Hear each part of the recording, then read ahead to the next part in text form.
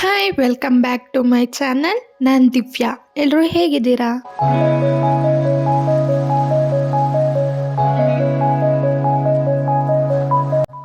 ಇವತ್ತು ನಾನು egg roll ಮಾಡ್ತಾ ಇದ್ದೀನಿ. ಸಿಂಪಲ್ಲಾಗಿ ಈಸಿಯಾಗಿ ಮನೆಯಲ್ಲೇ ಎಗ್ ರೋಲ್ ಮಾಡ್ಕೋಬೋದು. ಎಷ್ಟು ಸಖತ್ತಾಗಿರುತ್ತೆ ಗೊತ್ತಾ? ಮಕ್ಕಳಿಗಂತೂ ತುಂಬ ಇಷ್ಟ ಆಗುತ್ತೆ.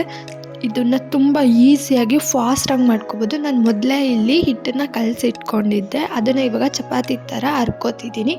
ನಾನು ಮೈದಾ ಹಿಟ್ಟಲ್ಲಿ ಮಾಡ್ಕೋತಿದ್ದೀನಿ.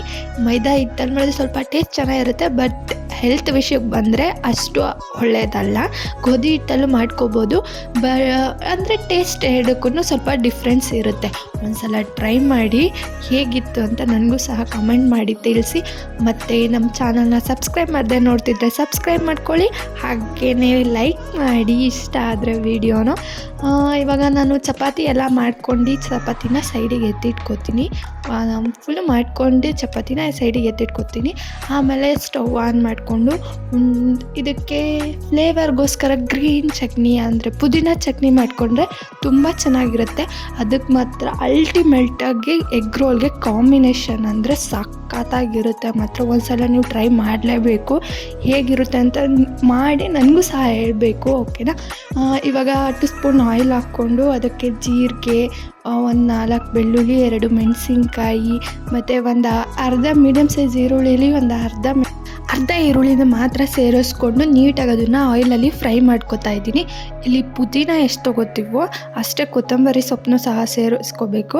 ಎರಡೂ ಒಂದೇ ಅಳತೆಯಲ್ಲಿ ಸಹ ಅದನ್ನು ಸೇರಿಸ್ಕೊಂಡು ಆಮೇಲೆ 2 ಸ್ಪೂನಷ್ಟು ಕಡಲೆನ ಸೇರಿಸ್ಕೊತಿದ್ದೀನಿ, ಅಂದರೆ ಕಡಲೆಪಪ್ಪು ಅದನ್ನು ಸೇರಿಸ್ಕೊಂಡು ನೀಟಾಗಿ ಚೆನ್ನಾಗಿ ಫ್ರೈ ಮಾಡ್ಕೊತೀನಿ ಆಯಿಲಲ್ಲಿ.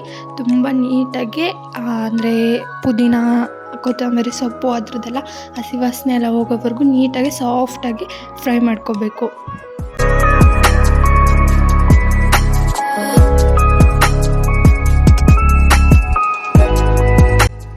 ಇಷ್ಟ ಆದರೆ ಸಾಕು. ಇವಾಗ ಅದನ್ನು ಫುಲ್ಲು ತಣ್ಣಗಾದ್ಮೇಲೆ ಒಂದು ಜಾರ್ಗೆ ಅದನ್ನೆಲ್ಲ ಸೇರಿಸ್ಕೊಂಡು ನೀಟಾಗಿ ಗ್ರೈಂಡ್ ಮಾಡ್ಕೊತೀನಿ.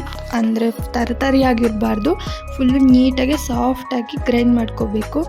ಅದ್ರ ಜೊತೆಗೆ ಸ್ವಲ್ಪ ಟೇಸ್ಟಿಗೋಸ್ಕರ ಉಪ್ಪನ್ನು ಸಹ ಸೇರಿಸ್ಕೊಂಡು ಒಂದು ಸ್ವಲ್ಪ ನೀರು ಸೇರಿಸ್ಕೊಂಡು ನೀಟಾಗಿ ಗ್ರೈಂಡ್ ಮಾಡ್ಕೊತೀನಿ.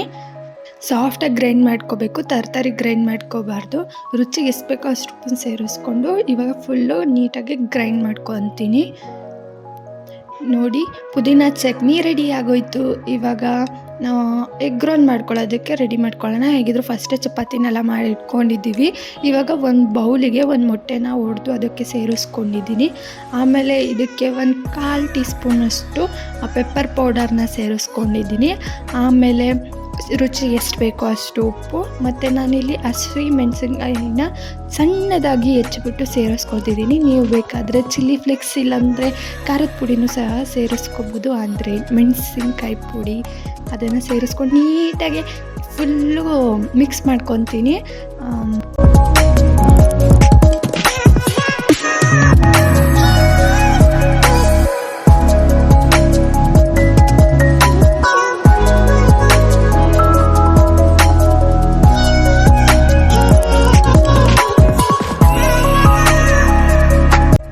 ಈಗ ಸ್ಟವ್ ಹಚ್ಚಿ ಅದಕ್ಕೆ ನಾನಿವಾಗ ಎಗ್ ರೋಲ್ ಮಾಡೋದಕ್ಕೆ ನಾನು ತವ ಯೂಸ್ ಮಾಡ್ತಾಯಿಲ್ಲ, ಫ್ರೈ ಪ್ಯಾನ್ ಯೂಸ್ ಮಾಡ್ತಿದ್ದೀನಿ. ಯಾಕೆಂದರೆ ಈ ಥರ ಎಗ್ ನಾವು ಮಿಕ್ಸ್ ಮಾಡ್ಕೊಂಡಿರೋದನ್ನ ಅದನ್ನು ಹಾಕಿದಾಗ ಫುಲ್ಲು ಒಂದೇ ಸೈಡ್ ಹೋಗ್ಬಿಡುತ್ತೆ ತವ ಇದ್ದೇನಾದರೂ ಆದರೆ. ಅದಕ್ಕೋಸ್ಕರ ರೌಂಡ್ ಬರುತ್ತೆ ತವ, ಇದು ಫ್ರೈ ಪ್ಯಾನ್ ಮೇಲೆ ಹಾಕ್ಕೊಂಡ್ರೆ.